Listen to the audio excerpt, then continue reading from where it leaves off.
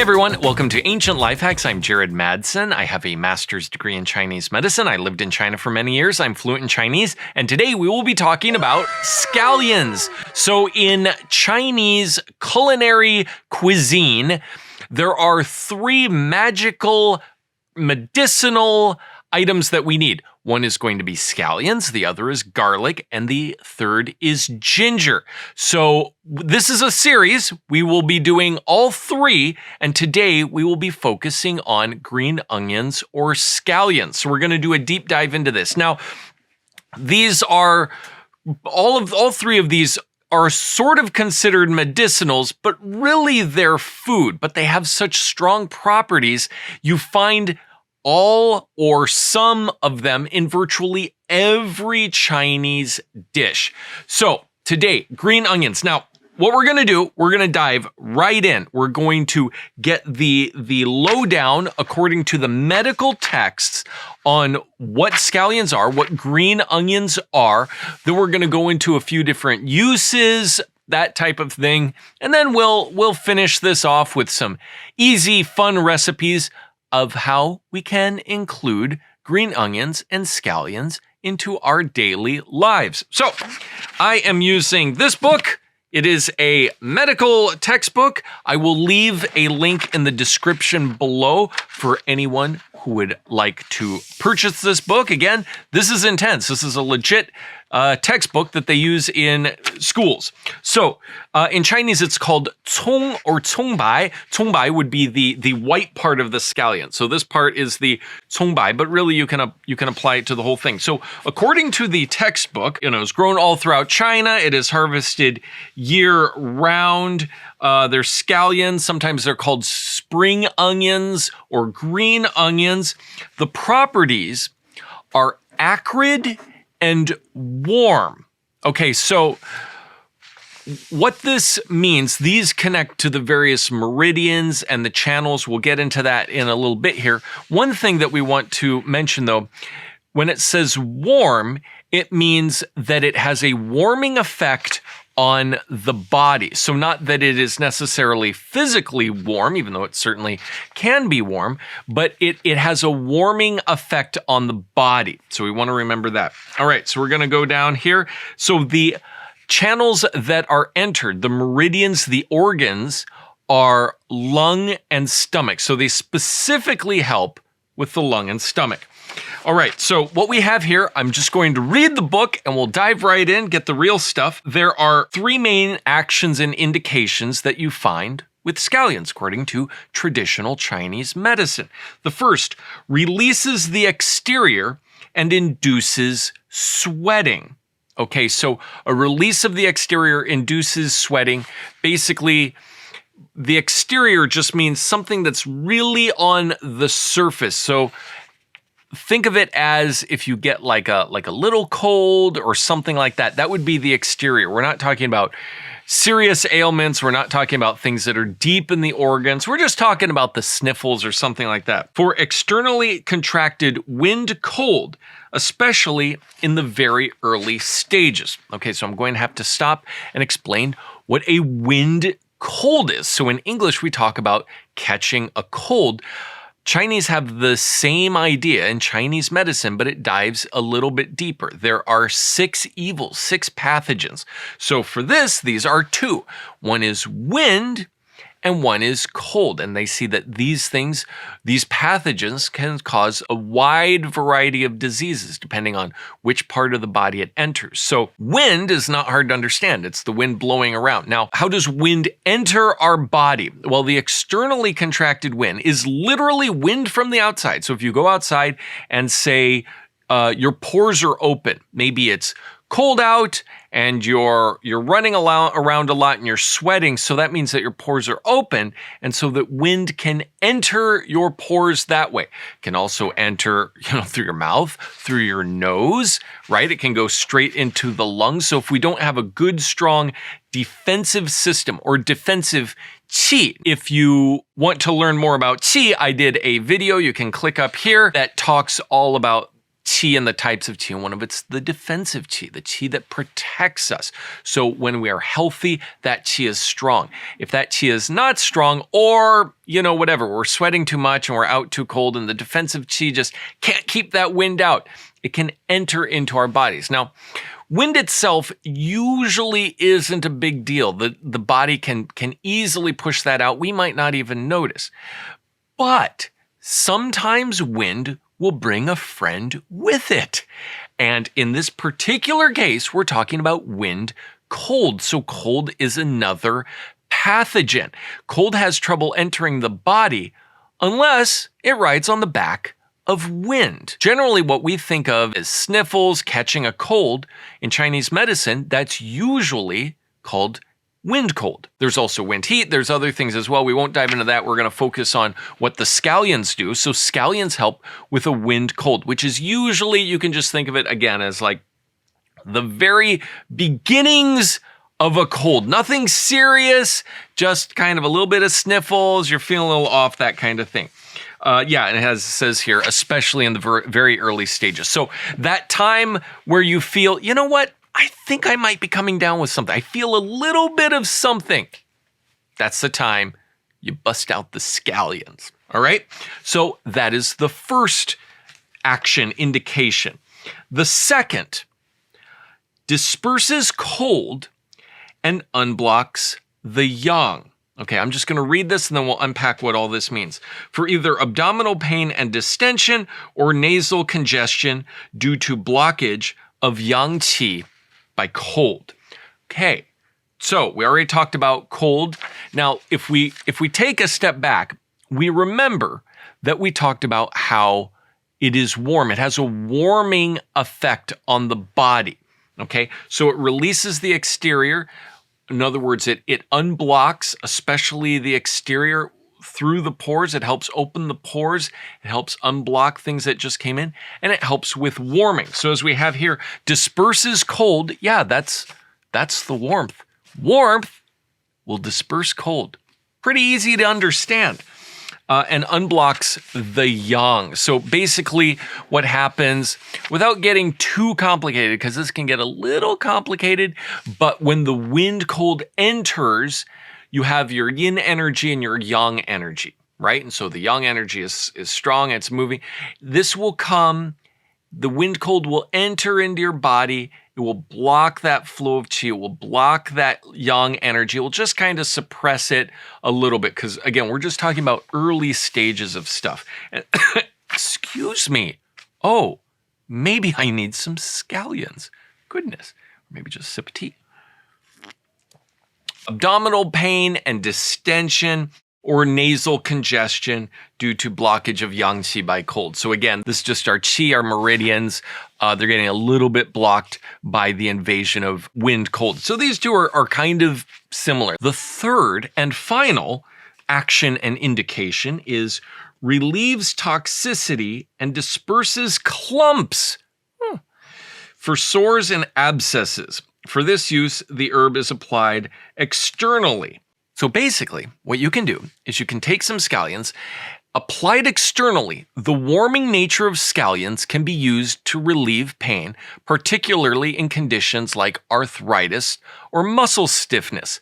The warmth, we talked about the warmth of scallions, is believed to provide circulation and reduce pain. A common practice involves using a paste of scallions and applying it to specific areas of the body to alleviate pain or to clear nasal congestion. So again, this is not super strong, right? This would just be very light things.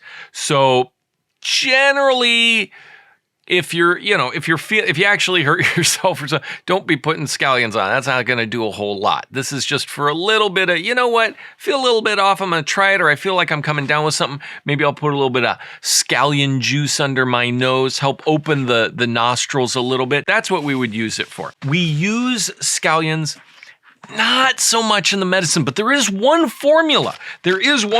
So here is another medical book that we have. I will leave a link to the description in the description below of this as well. The classics do have one herbal formula. It's very simple, very easy to make.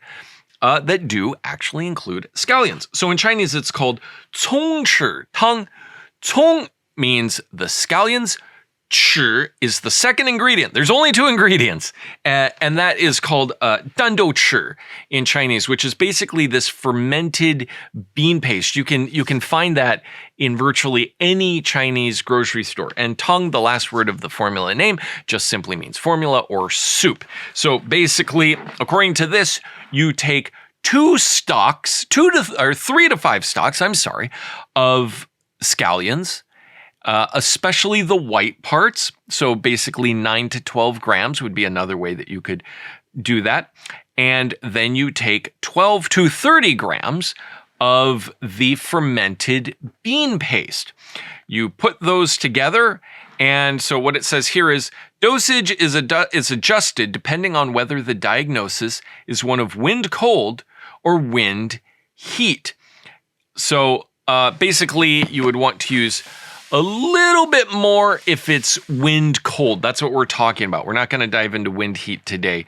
We'll talk wind cold and cook no more than 5 to 10 minutes. So many formulas you boil for 20 minutes or even more. This is just a real quick one. Honestly, this is like a really simple soup if you think about it, right? Fermented bean paste and a little bit of scallions. It hardly can be considered a medical formula, but it's in the book. It's in the book, so we can't deny it. So let's learn about what it does. Actions: unblock the yang qi in the exterior and induces sweating. So the sweating is that's kind of the main thing. That's what we talked about. So just to kind of go over that concept again, when your pores are open, things can come in, they can infiltrate and get into your body, or they can be pushed out. So if you're outside in the cold and you're running around and you're sweating, you have a higher chance of coming down with a wind cold, especially if it's very windy and cold out. Now, the way to get rid of that is also to sweat. You take this handy dandy little formula, you drink it down, then you go into your covers, you go in your bed, you get all covered up, you wear your sweatsuit, you do the thing, you get a light sweat going. And the idea is that you hopefully won't come down with a cold because it just, again, these are early stages. It just entered your body and all it needs is that little push to get it out. So this is very early stuff. If you come down with an actual cold or something, that's a whole different thing. So green onions aren't really going to do that much. So we will read this here because we're doing a deep dive today. All right, I'm going to read the indications too. I will try to explain it. This is serious medical stuff. Well, this formula is not as serious as most, probably the lightest weight formula out there. But anyway, mild fever and slight chills without sweating, headache, stuffy nose, a thin white tongue coating, and a floating pulse. Okay, we're getting into it. If you stick your tongue out and look in the mirror and you see a little bit of a white coating that isn't usually there, sometimes if it's there all the time, that's a different thing. Isn't usually there, then you might be coming down with it. A floating pulse, I'll explain it just for fun. You can try it. So in Chinese medicine, we take a pulse. The pulse is here. You can take it in multiple places, but this is the most common. You use 3 fingers, not 1. You place it right there like that. I don't know if we're getting it. You can do it on either side. Either side represents different organs. So if you go see a Chinese medical doctor, they'll take your pulses on both sides. Do they look at the speed? Yes. The speed of the pulse is just a very small thing. A lot of this is about the feel of the pulse. So I will explain floating. You can try it at home. Hey, if you're sensitive, maybe you can pick it up. It usually takes a lot of practice, but you know what? I think we have some amazing people out there who can probably sense it right away. It's actually not that difficult. A floating pulse is basically, you just put your fingers really lightly on the pulse. You hardly have to press at all. In fact, sometimes you don't really even have to press at all. And if you feel the pulse just coming up and hitting your fingers, that's a floating pulse. That could mean that you are coming down with something, a floating pulse. So you think about it, it kind of makes sense. The energy is really on the surface because that pathogen, that thing that's bothering you has just entered the surface of your body. And so it's reflected in the very superficial feel of the pulse, right? To put it another way, if you have problems deep in your body, like deep in your kidneys or something like that, you got to press really hard to feel the pulse. This is one of the many aspects of the pulse, is the different levels of how hard you have to push to feel the pulse and what you feel at each level. So that is a floating pulse. So if you're coming down, if you feel like coming down with something, take a look in the mirror. It's like, hey, I got a little bit of white coating. You can put your fingers on your pulse, like, wow, I really feel my pulse just like slamming up against my fingers. That might mean you're coming down with something. This is what the formula treats. This is the first stage of an externally contracted wind cold or wind heat disorder. The lungs govern the exterior, right? We talked about how scallions, the channel they enter is the lungs and the stomach, as well as the skin and nasal passages. The lungs govern the nasal passages and the skin. When wind cold attacks, the exterior, or wind heat attacks, those are very similar because it's just bringing in cold or wind or heat through the wind. And sometimes, not to make things more complicated, but make it complicated, wind cold can transition into a wind heat if it gets blocked in the body. That just starts to get really complicated. We won't talk about that right now. When the wind cold attacks the exterior or the lungs directly, the first symptoms are fever and chills, an indication that the pathogenic influences are struggling in the exterior. That's also represented in the pulse, right? We talked about the floating pulse. Since this is the earliest stage of the disorder, all the signs and symptoms are mild. If you understood all that, that is great. I commend you. I think that is wonderful. The rest of this is going to be smooth sailing. Now, one thing that I would like to clarify, we mentioned that acrid, sometimes called pungent, is one of the qualities, one of the properties of scallions. So it's acrid, pungent, and warm. And so that flavor, that acrid, pungent flavor, has a dispersing property. That's why it's able to open the pores and disperse, because of that flavor. Just wanted to clarify that. All right, now, just for fun, we're going to dive into what Western science has to say. This is going to be short. Scallions are rich in essential nutrients like vitamin A, C, and K, and minerals such as calcium and magnesium. They also contain quercetin, a powerful antioxidant, and have anti-inflammatory properties. Okay, well, sometimes they say use vitamin C if you have a cold, and, we talked about the paste and anti-inflammatory properties. So we'll say that Chinese medicine and Western science are saying the exact same thing. So let's dive into digestive health for scallions. They are known to stimulate digestion and appetite. Adding chopped scallions to soups or consuming them with meals can aid in better digestion. Okay, so we're going to take a step back before we dive into some very simple recipes where we can include scallions in. We're going to want to do a quick recap. So scallions are both warming, they push things up and out, and they also help with digestion. So if you think about it, why are they used in so many Chinese dishes? They're used so frequently because they have a very mild property of pushing out bad things that aren't supposed to be there, giving you a light warming of the body, because we are warmer than the outside. Humans are more warm, generally speaking, than the world that we're in. We need warmth. We create warmthness. Also, too, it helps a little bit with digestion.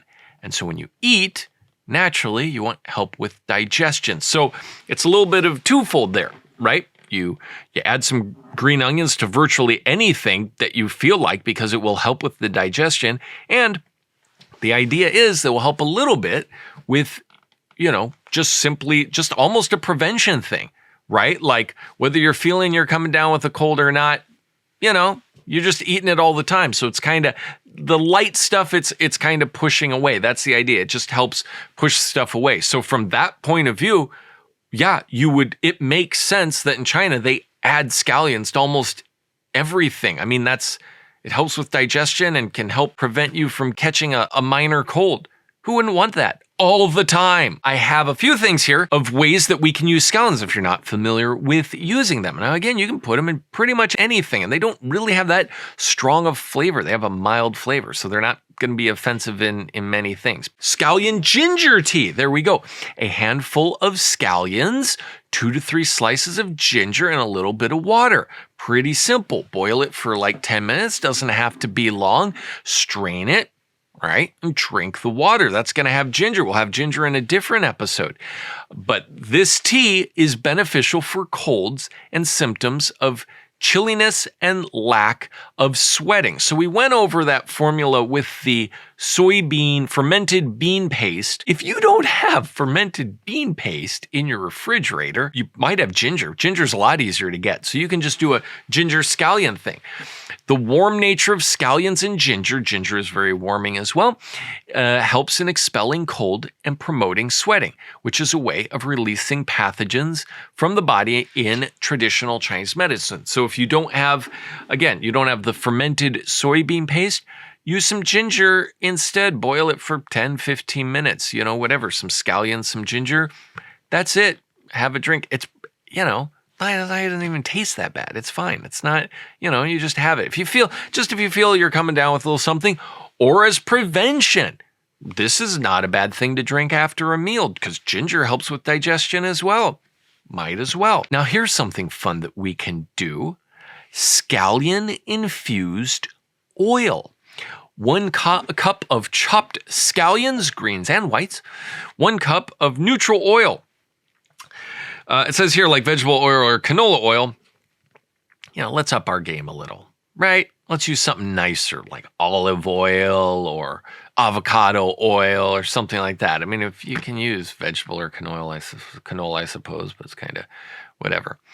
Heat the oil in a pan and add the chopped scallions. Simmer on low heat until the scallions become crispy. Strain the oil and store in a jar. Sounds pretty easy to make. Benefits. This oil can be used in cooking or as a dressing. It's believed to aid digestion and can add the therapeutic properties of scallions to any dish. So most of the time, if you're doing stir fry or whatever, you just throw in some fresh scallions. Plus you can eat the scallions. You wouldn't have to go ahead and do this. But if you wanted to make, say, an oil for your salad or something like that, and you don't want raw scallions, right? You want some oil with scallions in it. That's what you do. All right, here we go. The easiest dish in the world. I'm telling you, it's so easy to add scallions to everything. Scallion and egg stir fry. Hey, guess what? It's just eggs with scallions. 4 to 5 beaten eggs, 1 cup of chopped scallions, salt and pepper to taste, 1 tablespoon of oil. Not too complicated. Cook it up, eat it. I don't think I need to tell you how to cook some eggs. That's pretty simple. Chinese might throw it in right at the very end, just put it in, you're done, and then take it out of the wok. All right, benefits. This simple dish is easy to digest and is suitable for boosting qi and providing warmth to the body.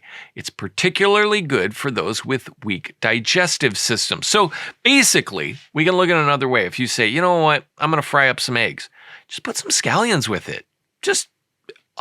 It's going to taste better. 1, it's going to taste better. And 2, help a little with the digestion, might help you from coming down with the sniffles. It might, or it might not, but it's just simply from it tastes better. You might as well do it because of that, right? Now we're getting into it. Scallion pancakes. Oh, these are huge in China. If you have not had these, you are missing out. Okay, here's a simple recipe of how you can make it yourself. But if you go to a Chinese restaurant or you're in Chinatown somewhere, sometimes they'll have these on the side of the road. Or if you go to a Chinese grocery store, they will have these like really nicely made. I would recommend get it in the frozen section. You go to the frozen section and you can find these scallion pancakes. They're amazing. They're frozen. So you just take it out and warm it up real quick. They're great. You can even crack an egg, put it on that, and like cook it with the egg. Oh, there's so much you can do. They are delicious. Here's how you make it. 2 cups of all-purpose flour, 3/4 cup boiling water, 1 cup finely chopped scallions, salt, and oil. Mix the flour with boiling water to form a dough and let it rest. Roll out the dough, sprinkle scallions and salt, then roll it up and flatten to form pancakes. That sounds pretty easy. Fry in a pan with oil until both sides are golden brown. That's it. And you want to know what? They're great. They are wonderful. Benefits: a popular snack? Oh, yes, it is. Scallion pancakes can help in warming the body and aiding digestion due to the presence of scallions. Again, why have a little cake or a cracker when you can have a scallion cake? Helps digestion, might prevent external invasion, and they just, oh my goodness, they're so good. Those are good. You got to try those. I'm not even saying that. I'm just, that for real. If you haven't tried a scallion pancake, go to a legit Chinese restaurant and get a scallion pancake from there. It will blow your face off. They are very simple, yet they are amazing.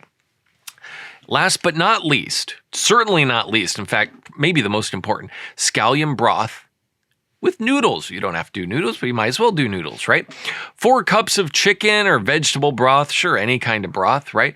1 cup of chopped scallions, some noodles, and then you could, it says here you could add soy sauce. It's kind of weird adding soy sauce to a soup, but I guess, or just salt, ginger, garlic, any of the top 3 ingredients that we use.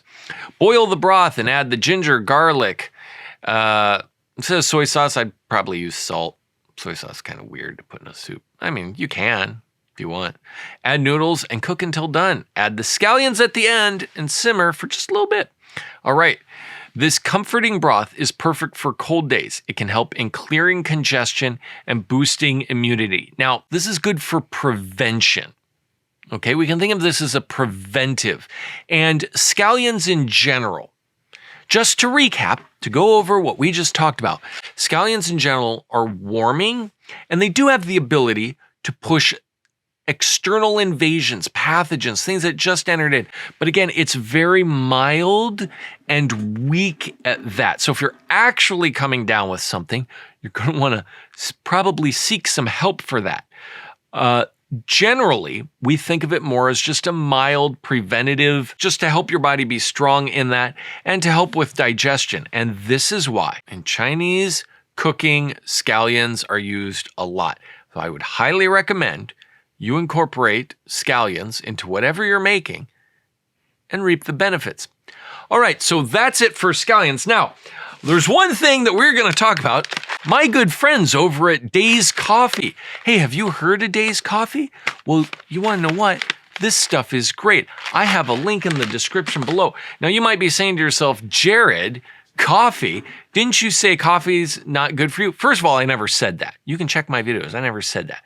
Coffee is used at specific times, especially good if, say, after you had a big meal. Now, one thing that I really like about Days Coffee, I'm going to read this here because this is complicated. Fermented with a 50 enzyme complex. So basically what they do is this has only 15% of a regular cup of coffee, but it does not use chemicals or harsh things to make it decaf. I don't even know if this can technically be considered decaf, but it is a greatly caffeine reduced coffee. It uses this patented enzyme complex to get rid of it. So to put it another way, it's a natural way to get rid of caffeine. So if you're wanting coffee with just a little bit of caffeine, I would highly recommend Days. If you are an ancient life hacker, then you can use the code ALH15 at your checkout, and you can get 15% off whatever you buy at Days Coffee, the good people at Days Coffee. All right, so that's it for me. Look out for our ginger and garlic episodes. I will see everyone next week.